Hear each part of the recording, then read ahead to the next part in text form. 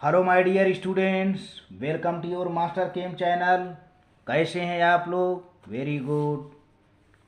आज मैं Amla Shankar Yadav Master Chem channel की तरफ से क्लास नाइन्थ के बच्चों को मैटर इन आवर सराउंडिंग में लेक्चर नंबर 4 लेकर आया हूँ। इस लेक्चर में ज़्यादातर आपको डिफ्यूजन और ब्राउनियन मोमेंट के बारे में सूचना मिलेगी, जानकारियाँ मिलेंगी। इसके साथ ही साथ फ्लूइड और लिक्विड के बारे में रिजिड नेचर ऑफ मैटर और फ्लूइड नेचर ऑफ मैटर के बारे में हम बताएंगे। लेकिन सबसे पहले देखें, अगर दो गैसों को मिक्स करते हैं तो वे किस तरह से यूनिफॉर्मली मिक्स हो जाते हैं। यहाँ पर कौन सी घटना है? डिफ्यूजन की। अब पार्टिकल की बात है।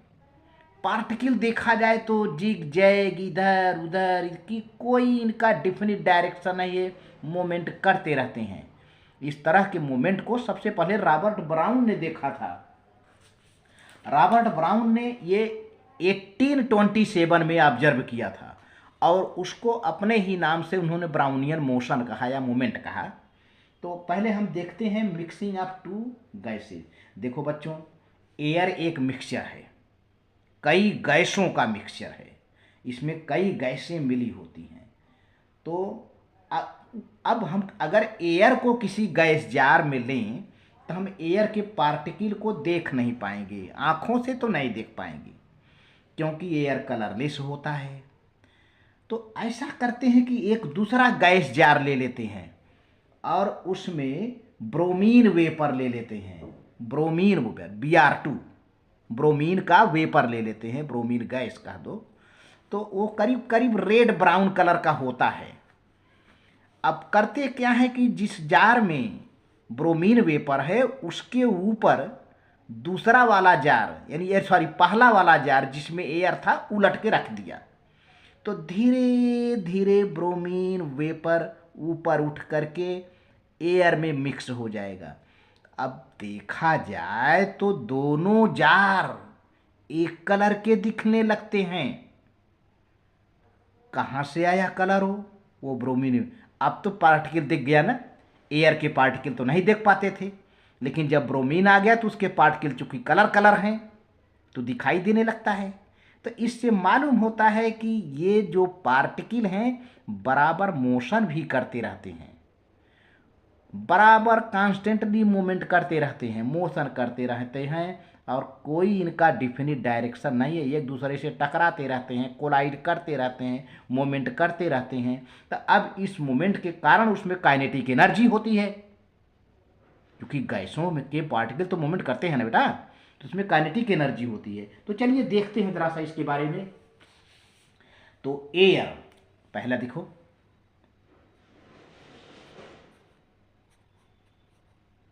Air is a colorless gas, is a colorless gas, यानी mixture mixture mixture of gases है, mixture of gases. And we can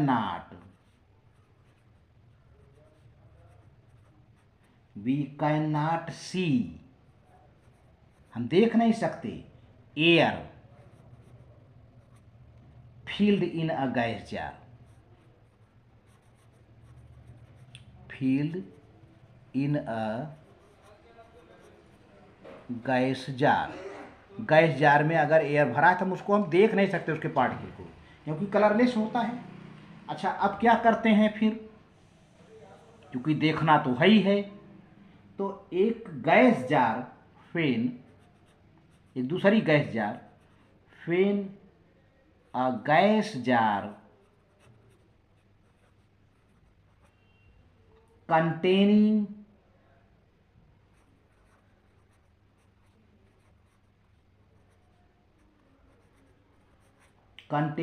air, यही एयर वाला gas jar containing air is placed upside down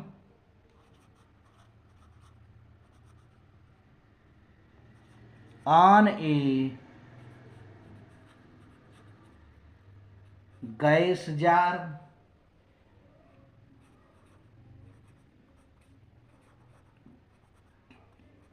containing red brown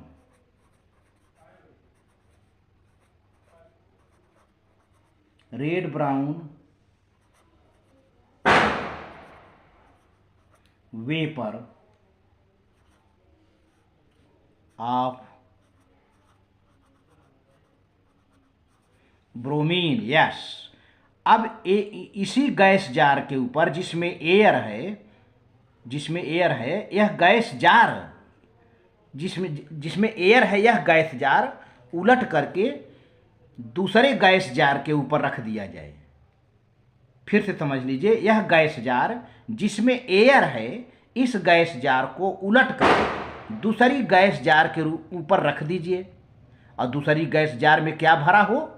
red brown colour का bromine हो, red brown colour का bromine हो। ठीक है, यानी एयर वाला गैस जार ऊपर और रेड ब्राउन कलर का ब्रोमीन वाला गैस जार नीचे। ठीक है, उलट के रख दिया जाए तो फिर क्या होता है? आफ्टर सम टाइम ये हो जाएगा क्या?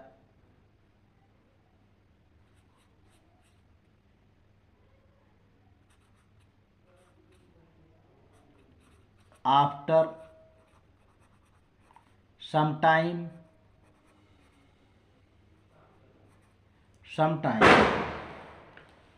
gases are mixed, both gases are mixed uniformly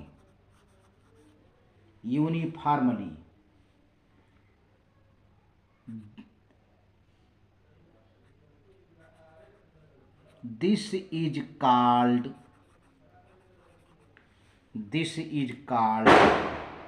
diffusion. इसी को हम क्या कहते हैं बेटा? डिफ्यूजन। कुछ देर बाद दोनों गैसें बराबर रूप से मिल जाएंगी और इसको डिफ्यूजन कहते हैं। और बोथ जार्स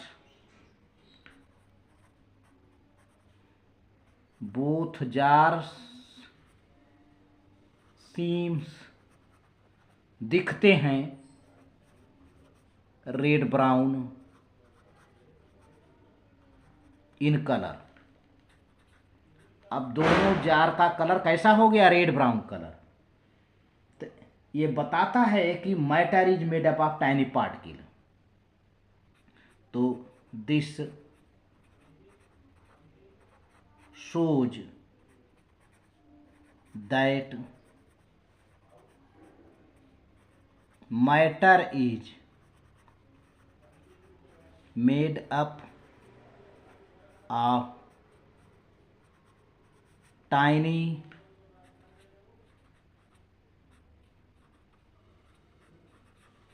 particles। ये रहा। तो अब देखिए, एक यहाँ पर मैं डायग्राम से आपको स्पष्ट कर देना चाहूँगा।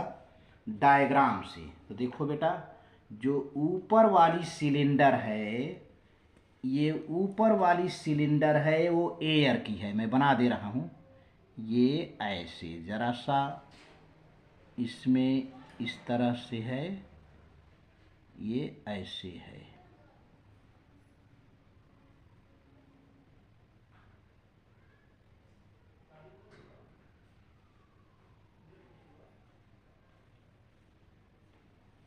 और नीचे वाली सिलेंडर है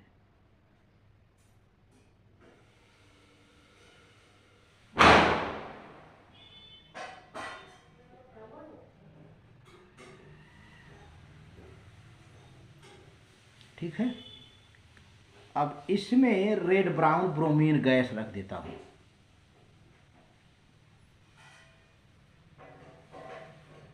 ये क्या है? Red brown bromine gas.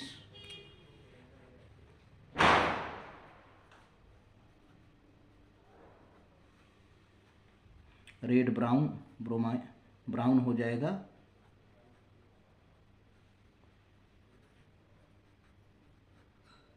और इसमें है कलरलेस एयर। कलरलेस एयर ये आ गया। ऐसे उलट के रख दिया गया, कलरलेस एयर वाला जार ऊपर और ब्रोमीन गैस वाली जार नीचे, ऐसे उलट के रख दिया। अब कुछ देर बाद मतलब यहाँ लिख दीजिए आफ्टर सम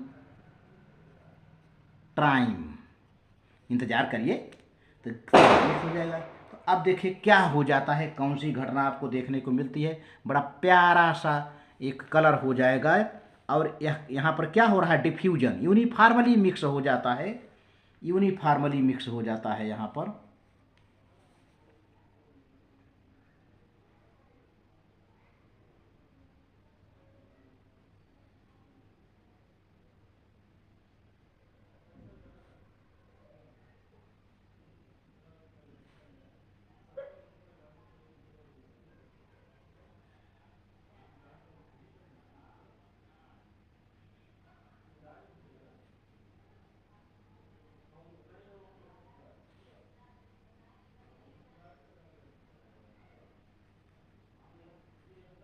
ये रहा।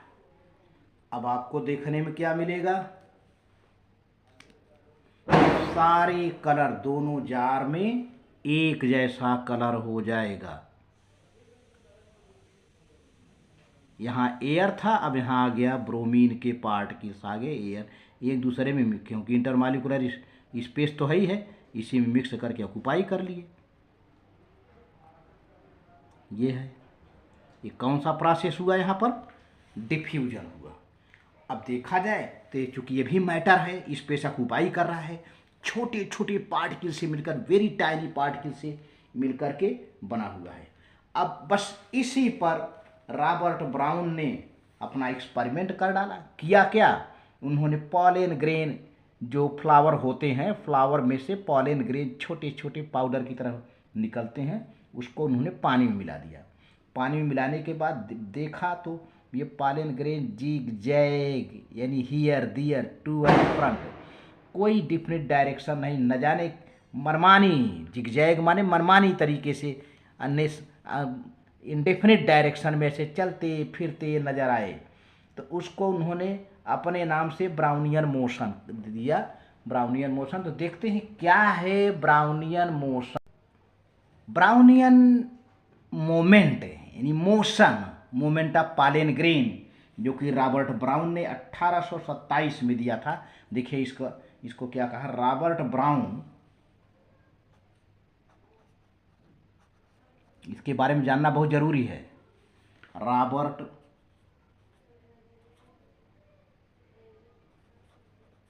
Brown in 1827 suspended extremely small pollen grains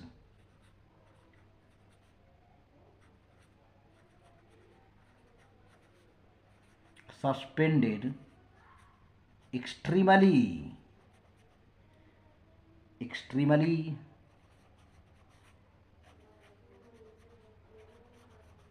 small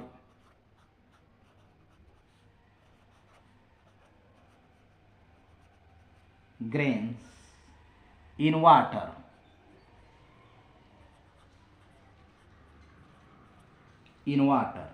and observed that, और देखा उन्होंने, observed that the pollen grains move on the surface of water, move on the surface of water and in zigzag, zigzag माने इधर उधर, zigzag direction,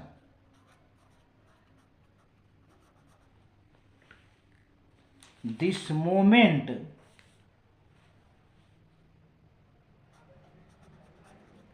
this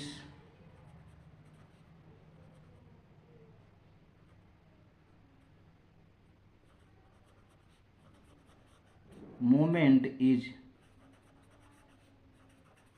called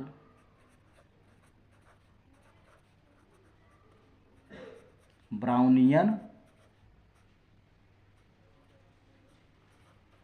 motion, Brownian motion कहा गया है ना। अब यहाँ पर मैं एक डायग्राम बना के दिखा दे रहा हूँ। जैसे ये एक पार्टिकल है यहाँ पर, अब ये आया यहाँ पर, इधर आया यहाँ पर, ऐसे आया, फिर ऐसे आया, फिर इस तरह से देखा जाए तो ये इधर आया, इधर आया, फिर ऐसे आया। अब आप देखो, ऐसे आया, फिर ऐसे आया। कोई निश्चित डायरेक्शन, मैं जैसे बना दिया, कोई निश्चित डायरेक्शन नहीं है। अब आप देखो बेटा कि डायरेक्शन मान लीजिए यहीं से चल रहा है, यहीं इधर से चल रहा है, ये ऐसे हुआ, इधर जा रहा है, इधर गया, फिर इधर आया, फिर इधर आया, फिर इधर आया, फिर इधर आया, इधर आया और इधर आया। अब देख रहे हैं ना, कोई निश्चित डायरेक्शन नहीं है। इसको कहते हैं Brownian moment, Brownian moment, Brownian moment.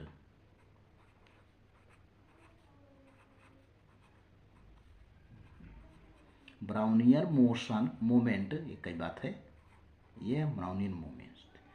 Zigzag direction है, जिगजैग डायरेक्शन है, ये कोई निश्चित डायरेक्शन नहीं है।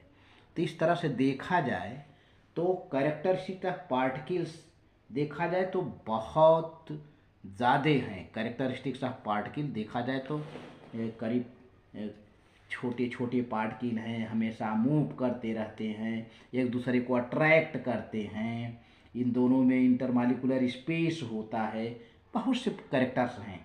तो यहाँ पर मैं चार कैरेक्टरिस्टिक्स में हम दिखाते हैं आपको, चार characteristics of particles of matter. यहाँ पे characteristics of particles of matter देखिए,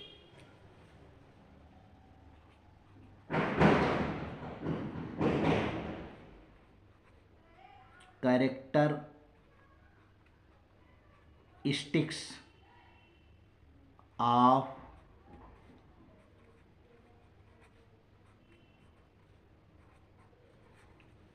particles of matter, characteristics of particles of matter। ये characteristic of particles of matter कितने हैं देखिए। पहला कैरेक्टर है कि particles of matter are very very small.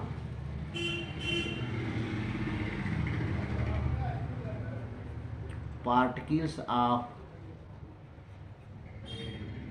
matter are very very small, बहुत छोटे होते हैं। अब देखा पॉलन ग्रेन कितना छोटा होता था, ब्रोमीन वेपर के पार्टिकल कितने छोटे होते थे, बहुत छोटे होते हैं। तो ये पहला कैरेक्टर है। दूसरा कैरेक्टर देखिए, particles of matter have spaces between them। The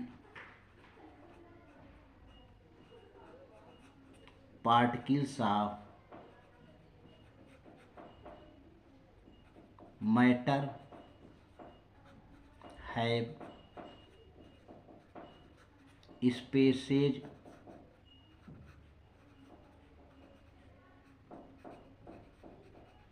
between them. बात तो सही है, स्पेस तो है ही है। अगर स्पेस ना होता तो बाल्टी से भरी पानी में अपनी अंगुली दबा देते। अभी बाल्टी में पानी रख दो, अपनी अंगुली डाल दो तो चला जाएगा ना, क्योंकि स्पेस है।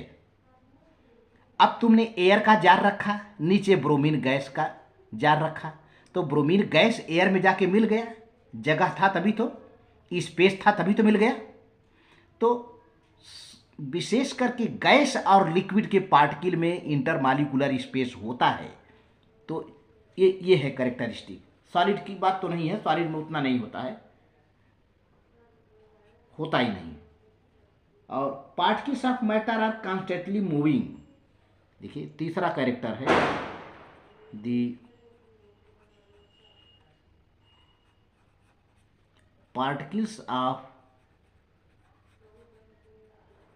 मैटर आर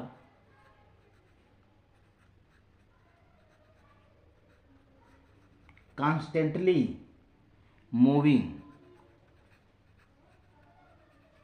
हमेशा मूव करते रहते हैं, हमेशा मूव करते रहते हैं। अब आप रास्ते में जाते हो, हवा चलता है, आपको मालूम होता है, कान से भी सुनाई देता है। आप एक खाली गिलास को अपने कान पे रख दो और आपको कुछ आवाज़, आप घरों में प्रैक्टिकल कर सकते हो। खाली गिलास लो, अपने कान के ऊपर ढक दो, आपको सुन सुन सुन सुन की आवाज़ आएगी। कहाँ से आवाज़ आ रही है? उसमें जो पार्टिकल होंगे वो मूव कर रहे हैं, एक दूसरे से टकरा रहे हैं, कोलाइड कर रहे हैं, बराबर ये मूव करते रहते हैं। अब आपने ब्रोमीन गैस जार के ऊपर एयर का गैस जार रख दिया, धीरे धीरे ब्रोमीन गैस जार ऊपर चला गया, मिल गया ना। तो वहाँ क्या हुआ? मोमेंट चल रहा है। उसी तरह से कमरे में अगर बत्ती जला दो, अगर बत्ती का स्मेल आपके पास पहुँचाएगा। कैसे पहुँचा? क्योंकि वहाँ मोमेंट हो रहा है। किचन में खाना पक रहा है, खाना पकाने का स्मेल आपके पास पहुँचाया। कैसे आया? पार्टिकल मूव करके आओ, मूव करते हुए आपके पास पहुँचा। तो constantly moving. Fourth point, the particles of matter attract each other.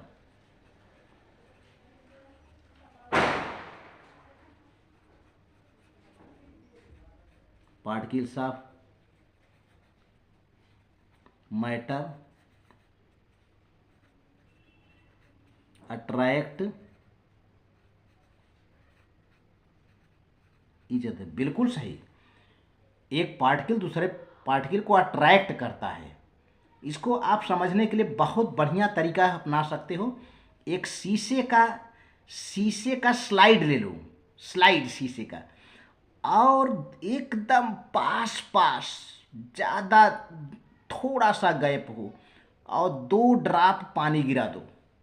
कुछ देर रखो, कुछ देर देखो, तो दोनों ड्रॉप पानी एक हो जाएंगे। दोनों जो अलग अलग पानी के ड्रॉप हैं वो एक हो जाएंगे। क्यों एक हो गए? क्योंकि एक दूसरे को अट्रैक्ट कर रहे हैं, अट्रैक्ट होकर एक दूसरे से मिल जाएंगे, है ना। ये है। और इसमें ये बहुत से एग्जाम्पल्स आपको देखने को मिलते हैं। सॉलिड है, सॉलिड बना हुआ है ना, तो सॉलिड में इंटरमॉलिक्यूलर स्पेस होता नहीं, क्योंकि पार्टिकल इसको अट्रैक्ट किए हैं बड़ी तेजी से। फोर्स ऑफ अट्रैक्शन बहुत ज़्यादा स्ट्रांग है सॉलिड में। अब लिक्विड में आ जाओ, लिक्विड के पार्टिकल अट्रैक्ट कर रहे हैं, लेकिन थोड़ा सा फोर्स ऑफ अट्रैक्शन कम है। और गैस में तो बिल्कुल कम है। तो एक दूसरे से ये जो मैटर हमारा 3 टाइप का होता है, सॉलिड, लिक्विड, गैस, तो इस पार्टिकल में फोर्स ऑफ अट्रैक्शन होता है। ये कैरेक्टरिस्टिक्स है। अब हम रिजिड नेचर और फ्लूइड नेचर ऑफ मैटर का डिस्कशन करेंगे। Rigid nature and fluid nature of the matter. तो क्या है रिजिड, क्या है फ्लूइड नेचर, उसको आप ध्यान से समझिए। देखो बेटा, रिजिड का मतलब होता है कि अनबेंडिंग, इनफ्लेक्सिबल। खूब दबाइए हाथ से, दबे न, या बहुत जरा सा दबे, वो रिजिड है ना। अब स्पंज की बात ना करो भाई, स्पंज में तो एयर गैप्स होता है ना, इसलिए है तो सॉलिड वो भी, लेकिन एयर गैप्स होता है, आपने दबा दिया एयर निकल गया, वो सॉलिड है। जो फ्लूइड होता है वो बहता है, स्पंज तो बहता नहीं, फ्लूइड बहता है, हवा बहता है, पानी बहता है, लेकिन सॉलिड तो नहीं बहता ना। तो इसीलिए सॉलिड को रिजिड कहा गया। हवा का बहना, हवा का बहना ब्लो और लिक्विड का बहना फ्लो। फ्लो माने लिक्विड का बहना और हवा का बहना ब्लो, BLOW ब्लो। तो आप इन दोनों को खूब ध्यान से समझिए क्या है। तो ये है रिजिड नेचर ऑफ मैटर के पहले पहले हम डिस्कस करना चाहेंगे रिजिड नेचर ऑफ मैटर, क्योंकि मैटर तो सभी हैं भाई, जो स्पेस ऑक्यूपाई करे, जिसमें मास हो, तो मैटर है। तो हम रिजिड नेचर की बात पहले करते हैं कि रिजिड मीन्स क्या चीज़ है।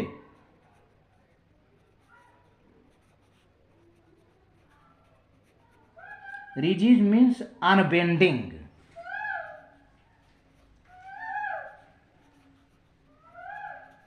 अनबेंडिंग, या उसको कहिए ROR, इनफ्लेक्सिबल।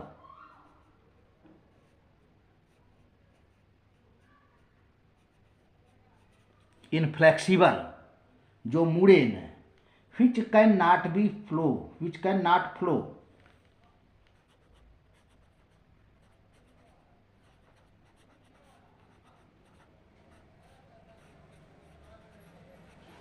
जो बहे न, the solid are rigid form of matter, the solids are rigid form of, solid तो बहता नहीं। सबसे बड़ी बात यहां पर है कि जो बहे ना, विच कैन नॉट फ्लो, में अंडरलाइन कर दे रहा हूं, जो बहता नहीं, सॉलिड तो बहता नहीं, जो ना बहे वही रिजिड है, लेकिन जो बहता है वह लिक्विड और गैस होगा। तो फ्लूइड नेचर ऑफ मैटर हमारा ये है, फ्लूइड नेचर ऑफ मैटर। देखो बेटा, fluid nature of matter,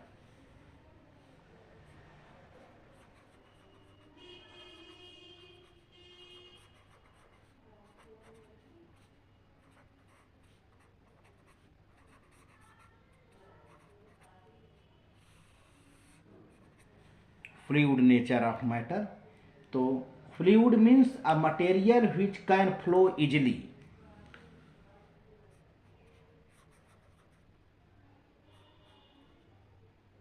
fluid means a material which can flow easily, which can flow easily and require, और उसको रखने के लिए बर्तन की जरूरत पड़ेगी जो आसानी से बहे, और उसको रोकने के लिए, बहने को रोकने के लिए एक बर्तन की जरूरत पड़ती है, उसको स्टोर करने के लिए बर्तन की, कंटेनर की जरूरत पड़ती है। एंड रिक्वायर्स,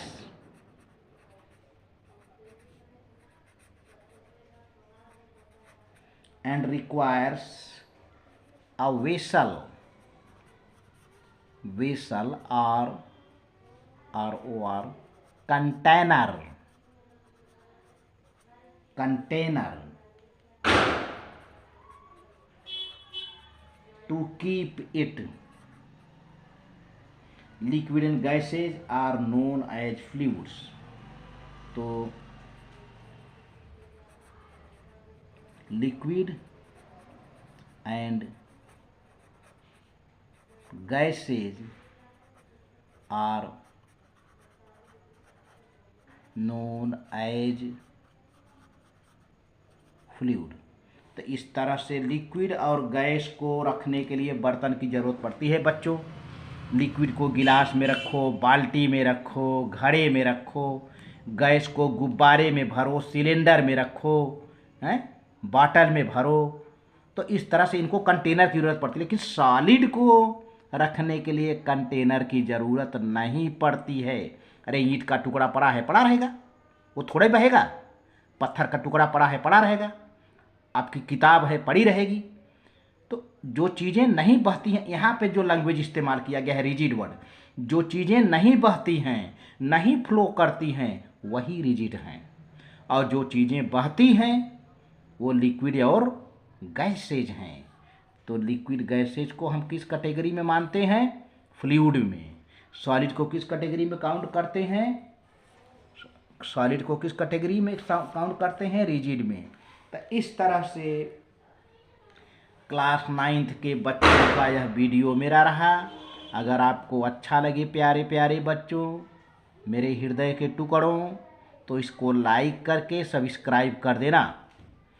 और साथ ही साथ किसी प्रकार का यदि कमेंट हो तो ज़रूर लिख के भेजना। Thank you very much, very very nice.